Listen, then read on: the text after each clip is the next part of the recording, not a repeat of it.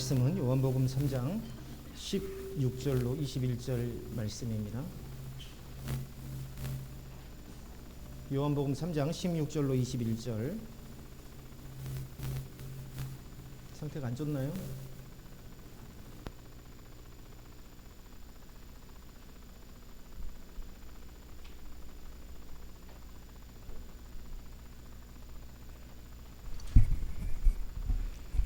우리 한 목소리로 요한복음 3장 16절로 21절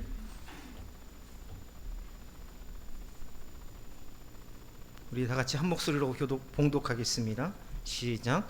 하나님이 세상을 이처럼 사랑하사 독생자를 주셨으니 이는 그를 믿는 자마다 멸망하지 않고 영생을 얻게 하려 하심이라. 하나님이 그 아들을 세상에 보내신 것은 세상을 심판하려 하심이 아니요 그로 말미암아 세상이 구원을 받게 하려 하심이라.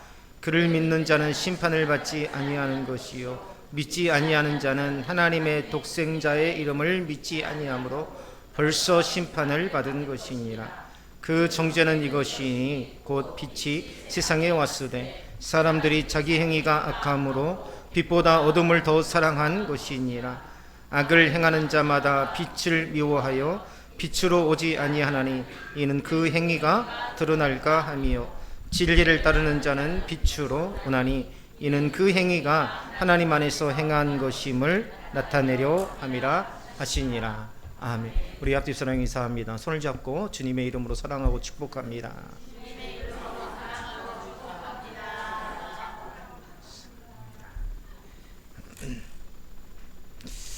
오늘은 복음 설교를 하려고 합니다. 우리가 복음에 대해서 잘 알지만 그래도 복음의 핵심적인 내용을 설교에서 다루는 것은 우리가 주저하지 말아야 될 일이고 또 듣는 것도 망설이지 말아야 될 일입니다. 한밤중에는 작은 소리도 크게 들리는 법이죠. 낮에는 사람들의 말소리, 자동차 소리, 바쁘게 움직이는 이 생활의 소음에 묻혀서 들리지 않던 그런 소리가 밤이 깊어지면 또렷하게 들려옵니다. 예전에 중학생 때 한참 산을 넘어서 1시간 걸리는 예배당으로 새벽 예배 다닐 때가 있었습니다. 멀리서 들려오는 새벽 종소리가 고요한 밤 공기를 가르면서 마음에 와닿기도 했습니다. 또 양쪽에 공동묘지가 있었었는데 지나갈 때마다 그 종소리를 들으면 오히려 담대함이 생기곤 했습니다. 그 소리가 때로는 내게 위로가 되기도 하고 힘이 되기도 했습니다. 지금은 없지만 한때 교회의 종소리는 잠들어 있는 사람들을 깨우고 길을 잃은 사람들에게 돌아갈 방향이 있다는 것을 말해주고 어둠이 영원히 계속되지 않을 것이라는 그러한 소망을 주는 일종의 메시지가 아니었나라는 생각이 듭니다. 어느 때부터 교회의 종소리가 하나둘씩 사라지고 이제는 완전히 새벽 종소리는 없어졌습니다. 니고데모가 예수님을 찾은 때도 바로 밤이었습니다. 그는 유대인의 지도자였고 이스라엘의 선생이었고 많은 사람에게 존경받는 바리새인이었습니다. 우리가 바리새인이라면 하나의 어떤 직분처럼 여기지만 그러나 당시 율법의 최고 학부를 수요한 사람이 바로 바리새인이라고 할 수 있습니다. 하나님의 말씀을 연구했고 또 율법을 지키는 일에도 누구보다 열심이었습니다. 겉으로 보면 부족할 것이 없는 사람, 이게 바로 니고데모의 삶이었고 바리새인 니고데모의 지위였습니다. 그러나 그의 마음속에는 누구도 쉽게 말하지 못하는 질문이 있었지요. 율법을 알고 철저히 지키고 있지만 마음은 늘 공허하고 종교적인 지위는 높았지만 하나님 나라를 확신하지 못했습니다. 혹시 우리의 모습 아닙니까? 열심히 교회는 다니고 있지만 왠지 내 마음이 항상 공허하고 성경을 읽고 교회에서 봉사는 하지만 왠지 내 마음 가운데 하나님에 대한 하나님 나라에 대한 확신이 없는 그런 상태. 최고의 율법을 공부한 이 바리새인 니고데모도 그러했습니다. 그래서 사람들의 눈을 피해서 한밤중에 예수님을 찾아옵니다. 니고데모가 밤에 찾아온 것은 사람들의 시선이 두려웠기 때문이다. 우리는 성경을 통해서 그러한 상황들을 확인할 수 있습니다. 예수님을 찾아왔다는 사실이 알려지면 자신이 쌓아온 명성과 지위를 잃을 수 있기 때문이지요. 그러나 요한복음에서 밤은 시간적인 배경만을 의미하지 않습니다. 니고데모의 마음과 영혼이 처한 그런 상태를 말해주기도 합니다. 캄캄한 밤중과 같은 마음의 상태, 어느 것도 돌파구를 찾을 수 없는 삶의 그러한 상태, 그게 바로 니고데모가 밤에 예수님을 찾아온 그러한 상황이라고 할 수 있습니다. 많은 지식을 가지고 있었지만 영적으로 어둠 가운데 있었죠. 성경을 가르치고 있었지만 정작 성경이 가르치는 그리스도를 알아보지 못했더라. 우리에게도 이러한 밤이 있습니다. 다른 사람에게 말할 수 없는 고민으로 홀로 붙들고 씨름하는 밤이 있고, 자신이 걸어온 길이 옳은지 돌아보느라 잠들지 못하는 밤이 있고, 문제에 부딪혀서 그것을 고민하느라 밤을 꼬박 새운 그러한 밤도 있고, 마음속의 죄책감 때문에 괴로워하는 밤도 있고, 아무리 애써도 달라지지 않는 자신의 모습을 보며 낙심하는 그런 밤도 있습니다. 사람들 앞에서는요, 믿음이 있는 것처럼 행동하지만 홀로 남으면 하나님이 멀게 느껴지는 때도 있습니다.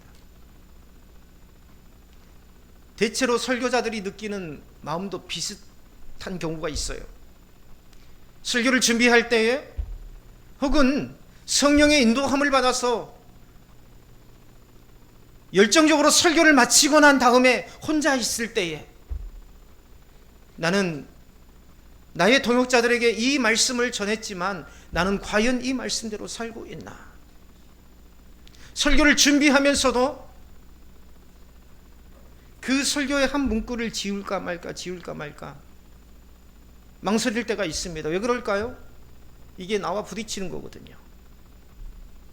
내 삶에서 그렇게 살지 못할 때를 내가 스스로 발견할 때가 있습니다. 왠지 전하면 위선이 될 것 같기도 하고, 전하지 않으면 하나님의 뜻을 거부할 것 같은 그런 마음의 갈등이 내 자리에, 내 마음 안에 있을 때가 있어요. 아마 우리 전도사님도 묵상 설교를 하기 때문에 그러한 부딪힘이 많이 있을 겁니다. 원래 묵상 설교 자체가 그래요. 왜냐하면 묵상 설교의 기조는 하나님의 말씀을 자신의 삶을 하나님의 말씀에 비추어 그 가운데 역사하시고 깨닫게 하시고 성령께서 인도하시는 그 말씀을 전하기 때문입니다. 그러한 한밤중에 종소리 같은 말씀이 오늘 본문에 나옵니다. 우리가 너무도 잘 알고 있는, 어렸을 때부터 줄곧 불러왔던 찬송이 되는 말씀, 하나님이 세상을 이처럼 사랑하사 독생자를 주셨으니. 아마 신앙생활 하는 사람이라면, 아니 안 믿는 사람들도 이 정도의 말씀은 누구나 다 알고 있을 것입니다. 하나님이 세상을 사랑하사 독생자를 주셨으니, 이 말씀이 마치 오늘 우리에게 종소리처럼 들립니다. 이 익숙한 말씀, 우리는 이 말씀을 너무도 잘 알고 있지만 예수님께서 이 말씀을 하시던 당시에 니고데모와의 대화 중에서 나온 말씀이라는 것을 아는 사람들은 많지 않습니다. 니고데모가 어떤 사람입니까? 최고의 율법 공부를 한 사람입니다. 성경을 가르치는, 다시 말하면 오늘날로 말하면 신학자와 같은 사람입니다. 그 사람에게 예수님께서 말씀하시는 거죠. 하나님이 세상을 이처럼 사랑하사 독생자를 주셨으니 이는 저를 믿는 자마다 멸망치 않고 구원을 얻으리라. 과연 이 니고데모가 이 사실을 몰랐을까요? 예수님께서는 니고데모에게 내가 얼마나 열심히 살았는지를 먼저 묻지 않으셨습니다. 율법을 얼마나 잘 지켰는지, 얼마나 많은 사람에게 존경받고 있는지를 확인하지도 않으셨습니다. 우리의 모습과 반대죠. 정말 당신이 예수님을 믿습니까? 삶을 다해서 예수님의 그 믿는 믿음을 삶 속에서 드러내고 있습니까?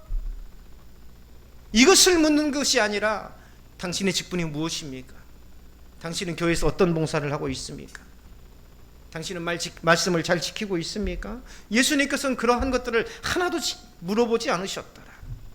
예수님께서는 하나님께서 세상을 사랑하셨다는 사실에서 구원의 이야기를 시작하십니다. 구원은 하나님께서 사랑하셨다는 데서 시작합니다. 우리가 하나님을 먼저 찾고 사랑했기 때문에 하나님께서 응답하신 게 아니에요.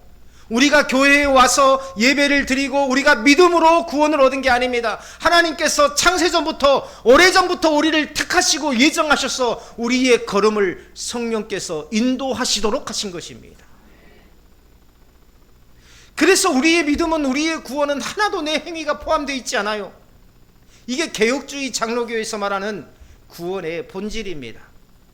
내가 믿어서가 아니라 내가 하나님의 강권적인 인도하심을 받고, 심지어 내가 하나님을 믿는 그 믿음조차도 하나님께서 믿어지도록 부어주셔서 내가 믿게 하시는 것, 이게 하나님의 전적인 택하심이고, 이러한 믿음 가운데에서 하나님께서 구원을 우리에게 은혜로 부어주신 것입니다.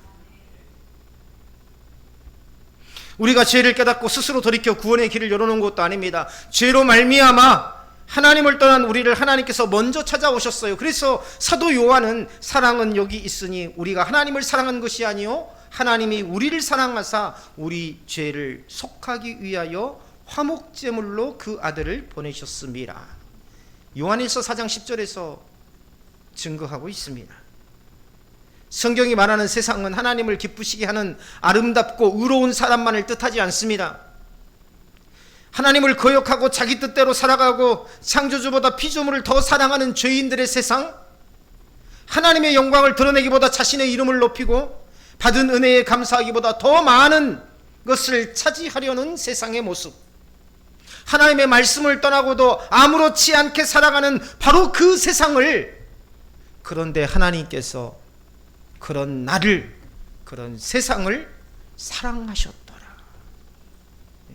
하나님의 말씀 잘 듣고 예쁘고 잘생기고 성경도 많이 알고 교회에서 봉사도 열심히 하고 이런 자를 하나님께서 이런 자만 사랑하신 게 아니라, 하나님의 말씀을 안 듣고 자기 고집대로 가고 마음의 탐욕에 가득하여서 늘 하나님을 배반하기도 하고, 이런 자도 하나님께서 사랑하셨더라. 세상을 사랑했다는 것은 이 모든 만물을 포함해서 하나님을 거역하고 하나님의 말씀을 듣지 않고 딴 길로 가려고 하고 자기 욕심껏 살려고 하는 그러한 사람들도 포함되어 있다는 것을 우리는 깨달아야 합니다. 하나님의 사랑은 죄를 대수롭게 여기지 않는 그런 감정이 아닙니다. 거룩하신 하나님은 죄를 미워하시고 반드시 심판하시는 분이세요. 이게 공의로우신 하나님이십니다. 죄를 그대로 내버려 두면서 사랑한다고 말씀하신다면 그것은 참된 사랑이라고 할 수 없지요. 저는 우리 형제가 6형제인데요. 이 6형제의 사랑, 이 6형제의 돈독한 형제애, 저는 여기서 이 형제애가 지금도 마찬가지입니다. 결혼하고 나이가 들어가고 우리 큰형제 같은 경우에는 벌써 환갑이 훌쩍 넘어갔지만 지금도 동생들과의 관계, 형제들과의 관계가 굉장히 돈독합니다. 저는 이 형제애가 어디서 나왔냐고 생각한다면 어머니의 회초리에서 나왔다고 생각해요. 저는 그걸 의심하지 않습니다. 어머니는요, 한 아들이 잘못하면 6 아들을 모두 끌어안칩니다. 그리고 다 회초리를 때려요. 셋째가 잘못하면 다 끌어안쳐놓고 셋째를 잘못 가르친 큰형님과 둘째 형님을 때립니다. 그리고 동생들도 때려요. 너희들은 하나라는 겁니다. 너희들은 따로따로가 아니라는 거예요. 그래서 형제들끼리 잘못한 것은 덮어주고 잘못하지 않도록 서로 도와주고, 이게 형제의 진짜 모습이라는 거예요. 어떤 형제가 잘못하면 엄마한테 일러 바치고 자기만 사랑받으려고 하고, 그런 게 형제의 모습이 아니라 하나님의 사랑도 마찬가지입니다. 하나님께서는 죄를 눈 감아주시는 방법으로 우리를 구원하지 않으세요. 죄의 값을 자기 아들에게 담당하게 하심으로 하나님의 공의를 온전히 이루셨고 그리스도의 의를 우리에게 입히심으로 죄인을 의롭다 하셨습니다. 어제도 실제 형님이 전화 와가지고 사랑하는 동생아 잘 있니? 무슨 이야기를 하다가 끝에 그래 돈 필요하면 언제든지 전화하거라. 물론 한 번도 형님한테 돈 필요하다고 손을 내밀어 본 적이 없습니다. 아무리 형제지만 목회자가 돈 필요하다고 어렵다고 형제한테 손을 내밀면 그게 덕이 되겠어요? 형님이 알아서 도와주면 모를까. 이처럼 사랑하사 하는 이 말씀은 하나님의 사랑이 얼마나 깊고 큰지를 보여줍니다. 그 사랑은 말로만 표현된 사랑이 아니라 독생자를 내어주신 사랑, 즉 아버지에게, 독생자라는 건 뭡니까? 아버지에게 있는 유일한 것을 내어준 사랑입니다. 그냥 많이 있는 중에 하나를 내어준 게 아니라 하나님 앞에 하나님 아버지께 있는 그 유일한 것, 그 무엇으로도 바꿀 수 없는 그 한 가지를 우리를 위해서, 우리가 아직 죄인이었을 때, 우리가 아직 하나님의 말씀 안 듣고 도망다니고 거역하고 패역을 부릴 그때에 하나님께서 자신의 가장 소중한 아들을 내어주셨더라. 이게 바로 이처럼 사랑하사, 자신의 하나밖에 없는 독생자를 내어줄 그것처럼 사랑하셨다라는 것입니다. 우리는 다른 사람을 사랑한다고 말하면서도 손해를 보게 되면 뒤로 물러날 때가 많습니다. 형편이 좋을 때는 사랑하지만 상대방이 짐이 되면 거리를 두기도 합니다. 그러나 하나님의 사랑은 우리에게서 사랑받을 만한 이유를 발견하고 시작된 사랑이 아니에요. 사랑할 만해서 사랑하는 게 아니에요. 그래서 우리는 하나님의 사랑을 닮아가야 됩니다. 그래서 우리는 그리스도의 성품을 닮아가야 되는 거예요. 교회 공동체 안에서 우리가 편을 가리고 정죄하고 이 모든 것들이 다 어디에서 나오는 겁니까? 하나님의 말씀, 그 사랑하라는, 원수까지도 사랑하라는 그 하나님의 말씀을 실행하지 못한 데서 나옵니다. 주의 말씀이 우리 삶 가운데에 능력이 되고 실제가 되기 위해서는요, 순종해야 됩니다. 엄청나게 큰 것을 순종하려고 하지 말고 먼저 이 말씀을 순종하시기를 바랍니다. 사랑하라, 사랑하라. 끊임없이 그가 나를 괴롭게 해도, 끊임없이 그가 나를 공격해도, 끊임없이 그가 나를 모함해도, 그러나 내 마음은 허락되지 않지만, 그러나 그를 대적하지 않고 끝까지 그를 품어주고 사랑함으로 그의 인생이 세워지게 하는 것, 그의 삶이 세워지게 하는 것. 그 사람을 세우는 것은 내가 아닙니다. 나는 그 사람의 공격을 참아내는 것, 그 사람을 위해서 기도하는 것, 그 과정 속에서 순종은 내 것이지만 그 사람을 세우는 것은 바로 결과이므로 누가 하시는 거예요? 하나님께서 하시는 것입니다. 하나님께서. 우리는 신앙의 흉년이 많다는 분들이, 성경을 가르친다는 분들이 자기의 힘으로 사람을 세우려고 하는 그러한 모습을 우리는 종종 볼 수 있습니다. 착각입니다. 우리의 가장 심각한 문제는 환경이 어렵거나 자신이 가진 것이 부족하다는 데 있지 않아요. 하나님과의 관계가 죄로 말미암아 끊어졌는 데 있습니다. 환경이 좋아져도 죄의 문제가 해결되지 않으면 참된 생명을 누릴 수 없습니다. 건강을 회복하고 원하는 것을 모두 얻어도 하나님을 떠나 있다면 영혼은 여전히 죽음 가운데에 있습니다. 죽음 가운데 있다는 건 뭡니까? 어둠 가운데에 있는 사람은 어두운 생각만 합니다. 부정적인 생각만 합니다. 내 인생이 왜 이 모양이야? 아이고 내 팔자야. 내가 어쩌다 저 원수 같은 놈을 낳아가지고, 내가 어쩌다 저 원수 같은 사람을 만나가지고. 모든 것은 하나님의 뜻이 있습니다. 하나님의 섬세한 손길은 사람의 섬세함과 달라요. 모든 것들을 아시고 모든 것들을 살피시고 예정하신 가운데에 우리에게 주신 것입니다. 때로는 깨진 거울도 내 얼굴에 뭐가 묻은 것을 확인하는 도구가 될 수 있습니다. 이게 깨어졌네? 혹시 손이 벨까봐 던져버리는, 그게 아니라 깨진 거울을 조심스레 들고 내 얼굴을 살펴보면 때론 내 얼굴에 묻은 오물도 확인할 수 있더라. 어둠 속에 있는 사람은 조건 탓, 환경 탓마다 합니다. 그러나 아름다운 꽃, 아름다운 나무는 깊은 골짜기에서도, 캄캄함 속에서도 생명력 있게 자라나는 법이죠. 복음은 우리의 생활을 조금 더 편안하게 만들어주는 조언이 아닙니다.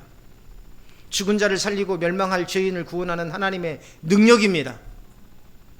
복음은 착한 사람을 조금 더 착하게 만드는 교훈이 아니라 죄로 죽은 사람을 그리스도와 함께 살리는 생명의 소식입니다.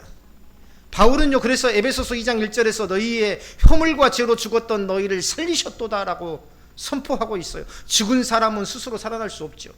하나님께서 말씀과 성령으로 새 생명을 주셔야 비로소 그리스도를 바라보고 믿을 수 있는 것입니다.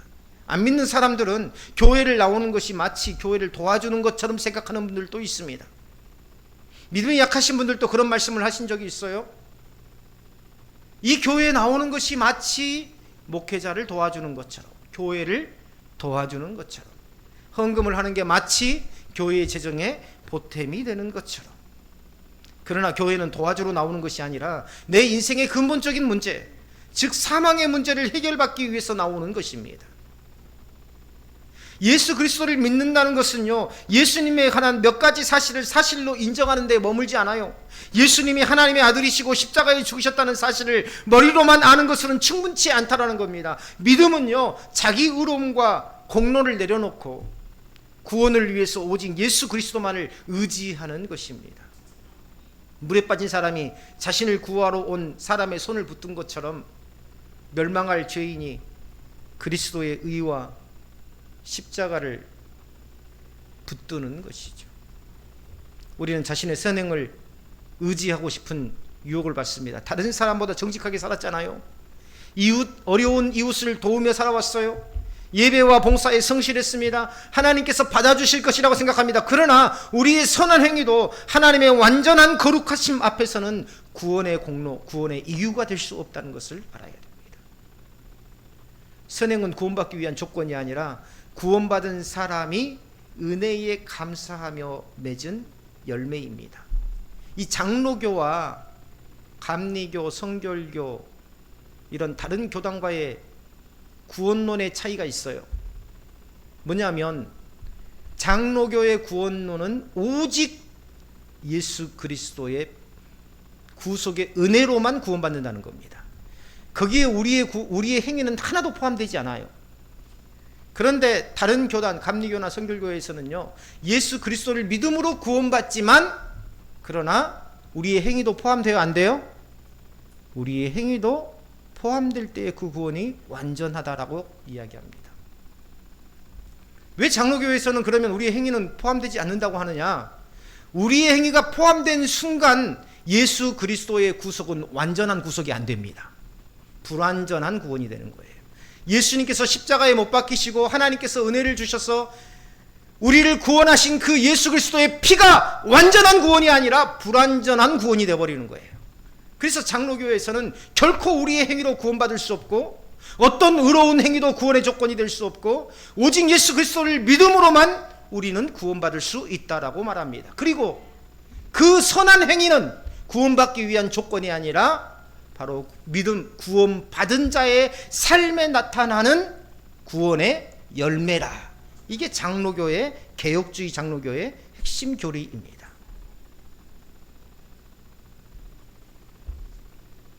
오직 그리스도만이 구원의 길이십니다. 예수님께서 내가 곧 길이요 진리요 생명이니 나로 말미암자 그는 아버지께로 올 자가 없다라고 말씀하셨어요. 세상의 모든 종교와 믿음이 결국 같은 곳에 이른다고 말합니다. 어디에서 그렇게 말합니까? WCC에서 그렇게 말하잖아요. 지금요, 장로교 중에서도, 개혁주의 장로교 중에서도 합동측, 우리 교회가 합동측이죠. 합동측과 고신측만 WCC에 가입이 안 되어 있습니다. 통합 측, 기장 측, 다른 교단 모두 다 WCC에 가입되어 있어요. WCC에서 주장하는 게 무엇입니까? 우리 모든 종교가 하나 되자는 겁니다. 그래서 하나의 조직을 이루어서 세계적인 공동체를 이루어서 행사도 같이 하고, 그래서 선한 영향력을, 종교적인 선한 영향력을 끼치자, 이게 WCC의 주장 아닙니까? 그리고 WCC가 주장하는 게 뭐예요? 신은 하나다라는 겁니다. 절에 있는 부처, 마호멧, 공자, 예수 모두 이름만 다르게 부를 뿐이지, 모든 종교마다 이름만 다르게 부를 뿐이지 실제로는 한 신을 섬기고 있는 것이다. 그래서 WCC가 모여서 예배 드리는 거 보면요, 스님이 나와서 설법하고, 카톨릭 사제가 나와서 설교하고, 기독교 목사가 나와서 설교하고, 이게 바로 WCC의 본체입니다. 워낙 세력이 크니까, 이 워낙 세계적으로 영향력이 크니까 모든 교단들이 속속히 이 WCC에 가입하고 있는 거죠.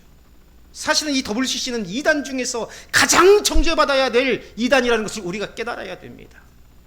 모든 것이 하나님의 이름으로 시행된다고 해서 그게 하나님의 뜻이고 진리가 되는 것은 아니에요.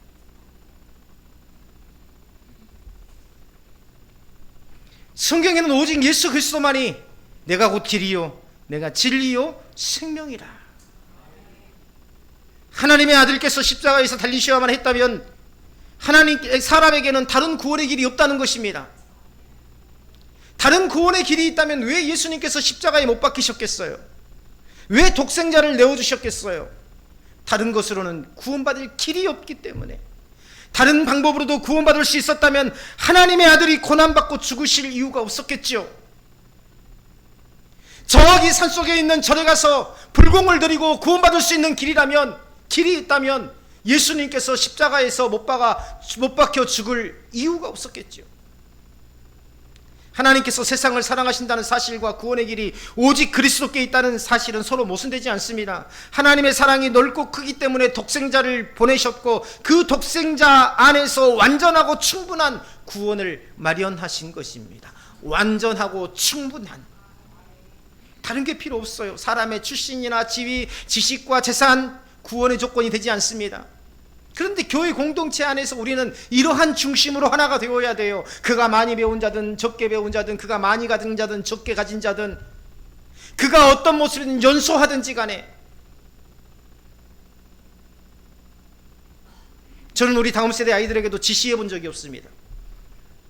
내가 부려야 할, 내가 함부로 해도 될 그런 연소한 자들이 아니라 장차 이 교회를 앞으로 세워가야 될 나의 소중한 동역자들이기 때문입니다. 이 안에서 서로의 부족함을 탓하고 서로의 연약함을 찌르고 공격하지 말고, 우리 김숙자 권사님이나 또 우리 성은이 집사님이나 또 우리 김이삭 집사님, 우리 교회는 해외에서 오신 분들이 참 많아요. 다 아시겠지만, 오랫동안 사셨기 때문에 잘 아시겠지만, 밖에 나가면 한국인들이 한국인들을 서로 고발하고 정죄합니다. 같은 업종에 하면서 바로 옆에서 서로 일을 하면서 서로 잘 되려고 서로 경쟁하듯 서로 고소하고 서로 고발해요. 교회 안에는 그런 게 없어야 됩니다. 때로는 나를 공격할 수도 있어요. 때로는 내가 의도치 않게 공격할 수도 있습니다. 이게 인간관계예요. 이게 인간관계예요. 지금까지 그것을 배우지 못했어요. 우리 사회가 어떻습니까? 늘 자기 공부, 자기 생각, 자기 주장, 이런 것에 익숙해져 있습니다. 심지어 부모님을 생각하는 그 마음조차도, 형제를 생각하는 그 마음조차도, 공동체 안에서 누군가를 배려해주는 그것조차도 우리는 배워보지 못했어요. 오직 잘 살아야 되고, 공부를 잘해야 되고, 좋은 대학 가야 되고, 좋은 직장 가야 되고, 많이 벌어야 되고, 우리는 그러한 것에만 익숙하게 한 가운데에 살아왔다라는 겁니다.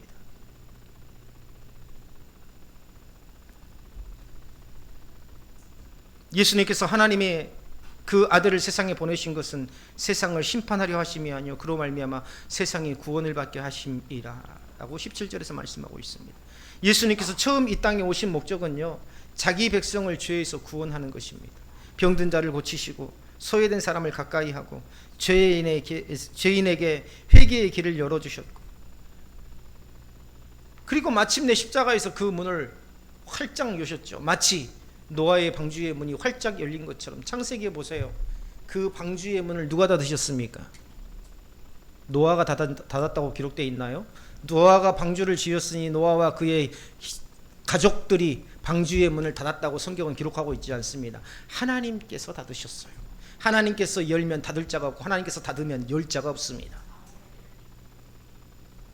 그렇다고 해서 심판이 사라진 건 아니에요. 예수님께서는 그를 믿는 자는 심판을 받지 아니하는 것이요 믿지 아니하는 자는 하나님의 독생자의 이름을 믿지 아니하므로 벌써 심판을 받은 것이니라. 18절. 믿지 않는 사람은 앞으로 심판을 받을 가능성을 가지고 있는 것이 아니라 이미 심판에 놓여 있다라고 말씀하고 있습니다. 이미. 그리스도를 믿지 않는 것이 사람을 죄인으로 만드는 것이 아니라 이미 죄인인 사람이 그리스도를 거부함으로 자신의 정죄된 상태에 그대로 머무는 것입니다. 우리가 지금 며칠 후면 예레미야서를 묵상하게 됩니다. 제가 예레미야서를 마지막으로 성경을 묵상했던 적이 있었어요.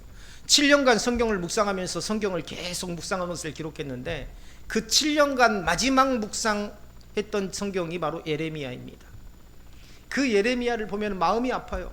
제가 그 예레미야서를 묵상하면서 얼마나 많이 울었는지 몰라요. 그 나라와 민족이 외세에 짓밟혀서 모든 민족이 완전히 발가벗겨져서 쇠사슬로 굴비 엮듯이 그렇게 남자 여자 상관없이 완전히 벌거벗겨진 채로 쇠사슬로 묶여서 굴비 엮듯이 바벨론으로 끌고 가는 그 모습을 바라면서 예레미야가 울며 탄식합니다.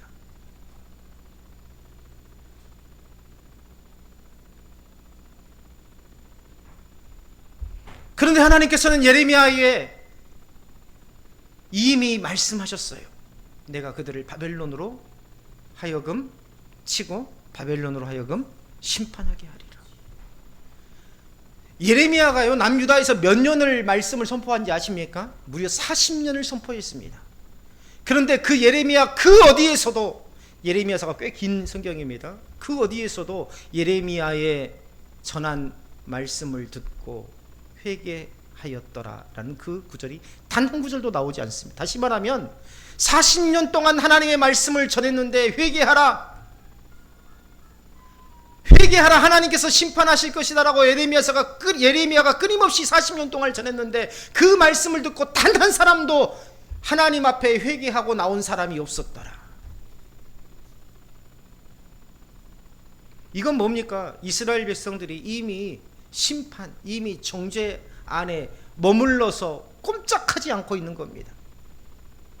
그 어둠 가운데, 그 고통 가운데에 머물러 있는, 그 사망의 위험 가운데에 머물러 있는 그 백성들에게 이 예레미야 선지자를 보내어서 제발 좀 나오라고 40년 동안이나 호소했는데 거기에서 나오지 않아요.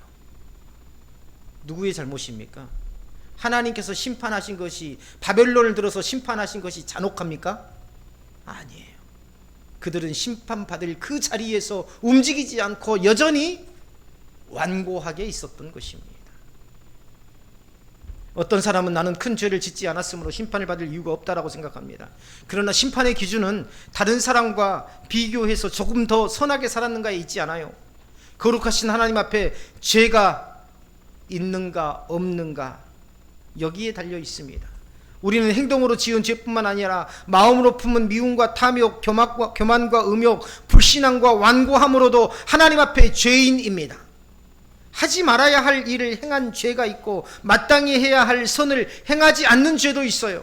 복음은요, 이러한 우리에게 스스로 고쳐 구원받으라고 요구하지 않아요. 이게 복음의 놀라움입니다. 이게 바로 하나님 은혜의 본질이에요. 우리가 돈 많이 벌게 해주고, 좋은 사람을 만나게 해주고, 좋은 직장을 취직하게 해주고, 그게 이루어지는 게 하나님의 은혜가 아니라 어떤 방법으로도 예레미야가 40년 동안을 줄곧 회개하라고 외쳤으면서도 단 한 명도 회개하지 않은 것처럼 우리 마음 가운데에 끊임없이 말씀을 전하는데도 완고한 채로 그대로 남아있는 우리, 그런데 하나님께서는 바로 그런 나에게 네가 스스로 너의 성품, 너의 성격 이런 것들을 고쳐서 구원받으라고 말씀하지 않으셨다는 거예요. 하나님께서는 이미 이루신 구원을 믿음으로 받으라고 선포하십니다. 병든 사람이 의사를 찾아가야 되듯이 죄인은 자신의 죄를 인정하고 그리스도께로 나아가야 합니다. 이런 거예요. 우리가 병들면 스스로 고치라고 합니까? 아니죠. 스스로 고칠 수 없어요. 누구를 찾아가야 됩니까? 의사를 찾아가야 됩니다. 하나님께서 바로 말씀하신 게 바로 그겁니다. 내 스스로 고쳐라, 내 스스로 좋아지도록 노력해라가 아니라 의사이신 예수 그리스도를 찾으라. 그리하면 구원을 얻으리라. 한밤중에 울리는 종소리는 우리가 어디에 있는지를 깨닫게 합니다. 복음의 말씀도 우리의 영적인 상태를 드러냅니다. 우리는 복음을 들으면서도 위로만 받는 것이 아니라 자신의 죄와 불신앙을 발견합니다. 그동안 선하다고 여겼던 행동 속에서도 자기 자랑이 숨어 있었고, 사랑이라고 생각했던 마음속에도 상대방을 지배하려는 욕심이 있었다라는 것을 깨닫게 됩니다. 하나님을 섬긴다고 하면서도 실제로는 자신의 평안과 성공을 더 사랑했다는 사실을 보게 됩니다. 저는 요즘에 말수가 줄어든 것 같아요. 제가 느끼기에 그렇습니다. 말하기가 두려워졌어요. 왜냐하면 지금 내일 모레 24일 날도 지금까지 신청한 목사님들이 한 30여 명이 신청했어요. 우리 교회로 오겠다고. 우리 교회가 어떻게 성장하고 있는지, 또 우리 교회가 어떻게 동역자들이 어떻게 사역을 하고 있는지 이런 것들을 들어보겠다고 지금 한 30여 명의 목회자분들이 신청을 하셨었는데요. 사실은 말하는 것 자체가 두려워요. 왜냐하면 결국은 그게 뭡니까? 내 자랑이 될 수 있기 때문입니다. 내 자랑이 될 수 있기 때문에. 하나님께서 하신 것이잖아요. 그렇죠? 저도요 굉장히 의지가 약한 사람입니다. 저도요 6형제 중에 원래 우리 막내가 저하고 6살 차이 나요. 우리 아버지가 어떻게든지 딸 하나 낳아보시겠다고, 원래 제가 막내였습니다. 어떻게든지 딸 하나 낳아보고 싶다고 6년 만에 정말 이를 악물고 시도를 했는데 역시 아들이 나왔어요. 제가 오랜 시간 동안 막내로 있었기 때문에 저도 의지가 굉장히 약해요. 제가 할 수 있는 게 아닙니다. 하나님께서 이 교회 공동체를 사랑하시고 이 강진 땅을 사랑하셔서 이곳에서 진리가 선포되게 하시고 이곳에서 그리스도의 선한 빛이 모든 지역 가운데 뻗어나도록 하기 위해서 하나님께서 하신 것이다. 제가 아니어도 누군가는 했을 겁니다. 왜? 하나님이 하셨기 때문에. 제가 아니어도 누군가는 하나님께서 어떤 주의 종을 보내셔서 이 교회를 세우기로 작정하셨기 때문에, 그리고 인도해 가시기 때문에. 예수님께서는 심판의 이유를 빛과 어둠의 관계로 설명하십니다. 19절에 보시면 그 정죄는 이것이니 곧 빛이 세상에 왔으되 사람들이 자기 행위가 악함으로 빛보다 어둠을 사랑한 것이니라라고 말씀하십니다. 빛이 오지 않았다면 어둠 속에 있는 것이 이상하지 않았을 겁니다. 그러나 빛이 세상에 왔는데도 사람들은 빛을 거부하죠. 빛이 부족해서가 아니라 어둠을 사랑했기 때문입니다. 제가 남양주에서 사역하면서요, 실제로 제가 청소년부 사역을 오랫동안 했습니다. 저 아이들만 보면 저 가슴이 두근거려요. 청소년부 사역을 오래 했는데요, 청소년부 사역을 하면서 한 아이를 경험했는데 3개월째 자기 방에서 나오지 않는 아이가 있었어요. 3개월째.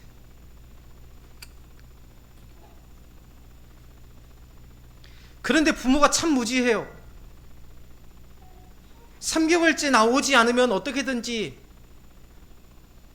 해야 됩니까? 3개월째 나오지 않으면 어떻게든지 전문가를 찾아가서 상담을 하고 길을 찾고 어떻게든지 강제로 뜯어서라도, 방문을 뜯어서라도 입원을 시키고 치료를 시키고 해야 되는데 그저 하나님 앞에 나와서 교회 와서 기도만 한대요. 기도만. 우리가 잘 알아야 되는 게 있습니다. 기도는요, 예배당에 앉아서 하는 것만이 기도가 아니에요. 진실한 기도는 우리 삶에서 최선을 다해서 땀 흘려서 내가 그 기도의 제목을 이루려고 노력하는 그 자체가 바로 진실한 기도입니다. 목사가 우리 교회 아름답게 해주세요라고, 아름답게 해줄 수 있는 사람을 보내주세요라고 기도하는 게 진짜 기도가 아니라 내가 팔을 걷어붙이고 직접 풀을 뽑고 가꾸고, 이게 진짜 기도라는 거예요. 진짜 기도. 제가 말씀드렸어요. 목사님 어떻게 오셔서, 우리 담임 목사님이 한 번만 와가지고 우리 집에 와서 기도만, 안수 기도만 해주신다면, 우리 전도사님, 제가 전도사였거든요. 우리 전도사님 기도해 주세요. 이미 병이 깊어 있는데, 결국은 그 아이가 투신했습니다. 아파트에서. 투신했어요. 우리는 신앙생활 하되 무지한 신앙생활 하지 말아야 됩니다. 엄마 아빠하고 사이가 안 좋아요. 늘 싸워요. 아이가 마음의 문을 닫아버린 겁니다. 그 엄마와 아빠와의 그 싸움 속에서 자신의 존재는 없어요. 아이가 문을 닫아버린 거예요. 집을 나갈 수는 없고, 나는 엄마도 보기 싫고 아빠도 보기 싫다는 겁니다.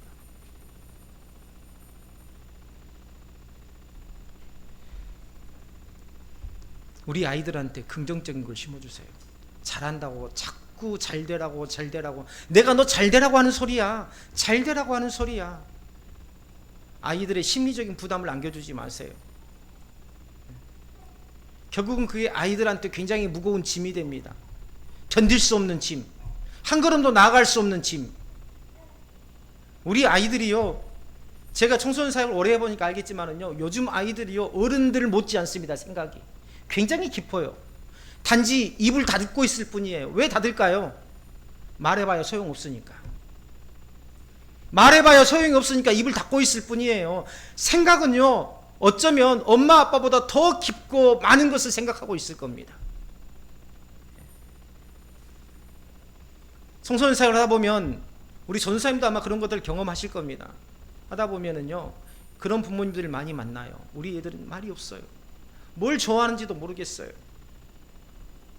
사람이 왜 좋아하는지를 모르겠습니까? 왜 좋아하는 게 없겠어요? 왜 내가 생각하는 방향이 없겠어요? 단지 부모님의 그런 성향을 보건대 그걸 말하는 것 자체가 오히려 갈등의 시발점이 될 수 있으니 말을 닫아버린 겁니다.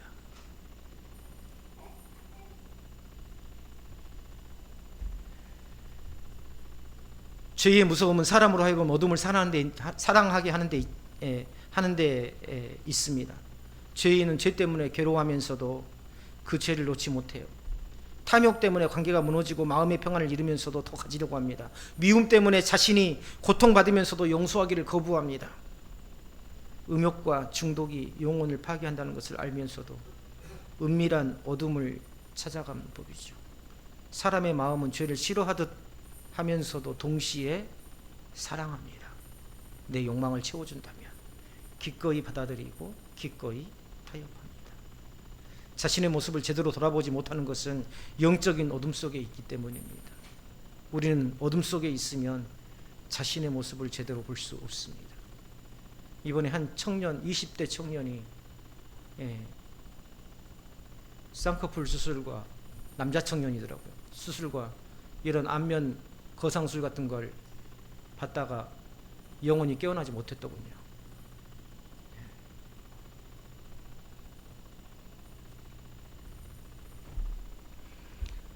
이게 한 청년의 안타까운 죽음만을 말하는 게 아닙니다. 우리 사회의 불합리한 모습, 잘못된 방향성, 생각이 건전하고 삶이 건전한 사람으로 세워져 가야 되지 않겠어요? 모습만 아름다운 사람, 유튜브에서 라이브 방송으로 자신의 모습만을 드러내면서 많은 사람들에게 지지를 받으려는 그런 삶이 아니란 말이죠. 사람들은 빛을 반기기보다 피하려고 합니다. 20절에 보세요. 예수님께서는 악을 행하는 자마다 빛을 미워하며 빛으로 오지 아니하나니 이는 그 행위가 드러날까 하며. 빛이 싫은 이유는 빛 자체가 잘못되었기 때문이 아니죠. 빛이 자신의 모습을 드러내기 때문입니다. 우리도 성경을 읽다가 마음이 불편해질 때가 있어요. 용서하라는 말씀 앞에서 품고 있던 마음이 드러나고, 섬기라는 말씀 앞에서 인정받고 싶었던 욕심이 드러납니다. 염려하지 말라는 말씀 앞에서 하나님보다 재물을 더 의지했다는 사실을 발견하고, 자신을 부인하라는 말씀 앞에서 모든 것을 자기 뜻대로 이루려고 했던 교만을 보게 됩니다. 제가 첫 개척 교회를 춘천에서 세우고 갈 때 노인 몇 분들, 춘천시 방아리예요. 저기 뭡니까, 남이섬 강 건너편에 있는 마을, 거기는 민가도 많이 없습니다.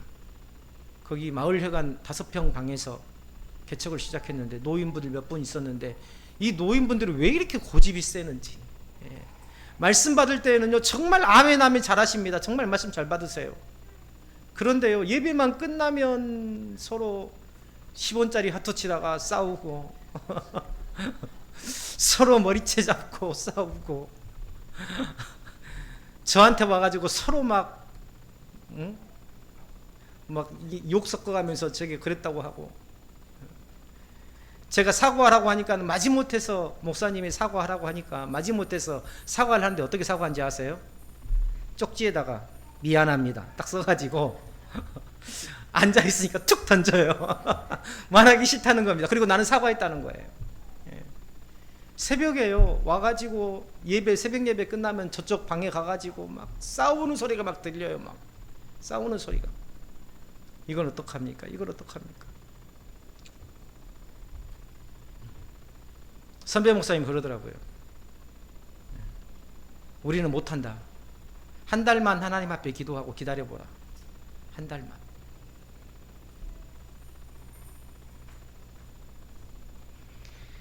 하나님께서 만져가세요. 하나님께서 이루어가세요. 우리 아이들의 모습. 자녀를 키우신 분들은요, 양육하고 계신 분들은 그것에 대한 확신이 있어야 돼요.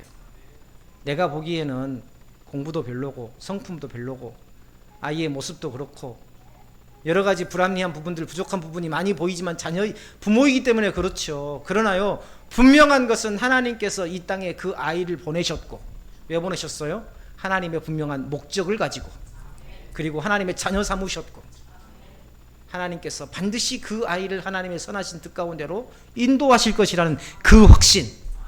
우리가 자녀를 바라보면 한없이 부족합니다. 자녀를 바라보면 한없이 내 말을 하고 싶어요. 그러나 하나님을 바라보면 내 자녀가 예뻐요.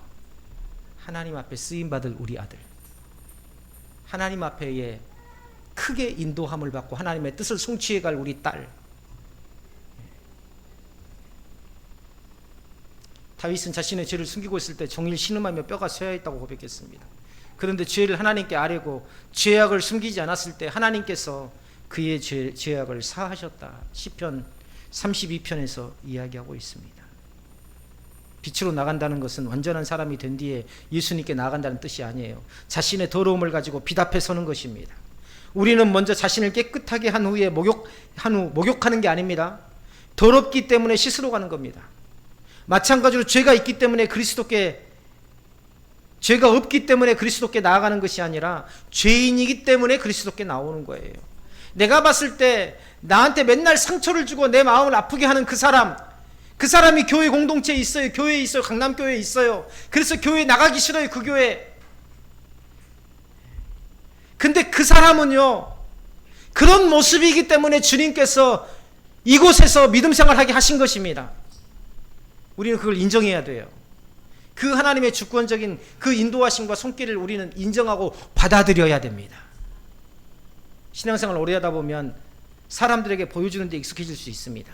신앙생활 자체가 사람들 속에서 공동체를 이루어가는 일이기 때문에 사실은 불가피한 현상이기도 하죠.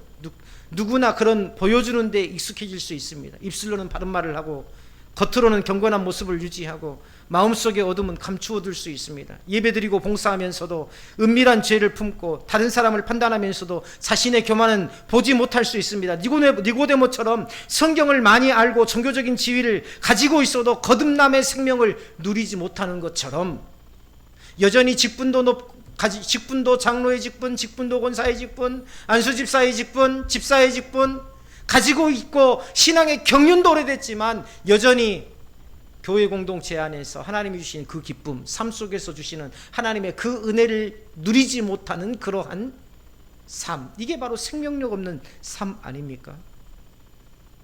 한밤중에 울리는 종소리는 밤이 끝나지 않았다고 말하는 소리가 아니라 새로운 아침이 다가오고 있다라는 소리입니다. 복음은 죄인을 향해 마지막 경고이면서 동시에 가장 기쁜 초청입니다. 어둠에서 나와 빛으로, 죽음에서 생명으로, 정죄에서 구원으로 나오라는 하나님의 부르심이에요. 왜 부르십니까? 하나님께서 왜 부르시겠어요? 목적이 있으니까 부르시는 겁니다. 혹시 내 마음 가운데 나도 그 하나님의 부르심을 깨달으시거든. 이게 그냥 내가 오늘 이 예배당에 나온 게 그냥 우연히 나온 게 아니라 어쩌다 보니 나오게 된 게 아니라 하나님께서 이 말씀을 하게 하시려, 이 말씀을 듣게 하시려고 나로 하여금 이 예배에 참석하게 하셨나 보다라는 그 마음이 있으시다면 그 하나님의 부르심에 응답하시기를 바랍니다. 내 삶이 생명의 역사로 내 자녀와 내 지경이 하나님께서 주신 은혜 안에서 충만한 결실로, 그래서 살아계신 하나님께서 여전히 나를 붙드시고 인도하신다는 사실을 경험하게 하실 줄로 믿습니다. 기도하겠습니다. 자비로우신 아버지 하나님, 오늘 또 복음의 종소